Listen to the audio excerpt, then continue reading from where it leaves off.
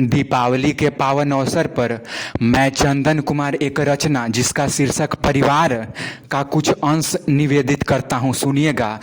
बदलते देश की तस्वीर भी इन बाजुओं से है, खनकती शत्रु पर शमशीर भी इन बाजुओं से है। समस्या कोई भी हो हम खड़े हैं ढाल बनकर, बचा केरल और कश्मीर भी इन बाजुओं से है। बदल रहा है तो आकार बचाना होगा, भारती माता का विस्तार बचाना होगा। बचाना चाहते हो यदि समूचे देश को तो सबसे पहले हमें परिवार बचाना होगा।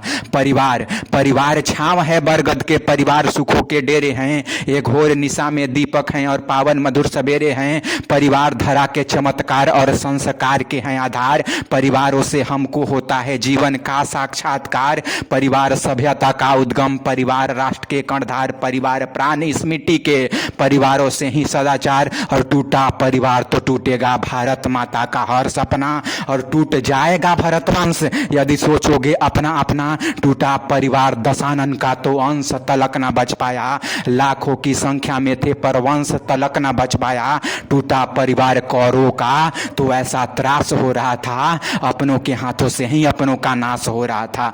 परिवार टूटा तब से भारत में सुनामी आ गई।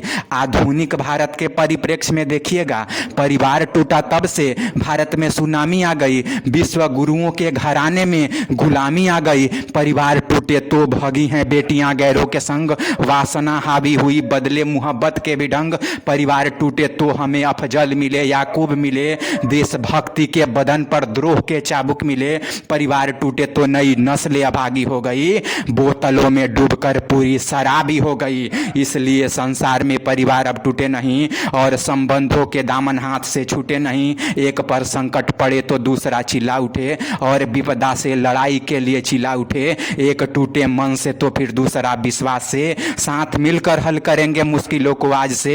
इसलिए परिवार को मुट्ठी बना कर देखिए, भाइयों में प्रेम का दीपक जला कर देखिए। बहन को सदा अपनी पद्मावती सिखलाइए, माँ सती सीता का सुंदर बिंब भी दिखलाइए। माता पिता की चरण के धूल को माथे धरो, जहां तक संभव रहे जो वो कहे वो ही करो। तुम सदा दादी व दादा के बचाना मान को, इस तरह से तुम बचा पाओगे हिंदुस्तान को। जय माँ भारती।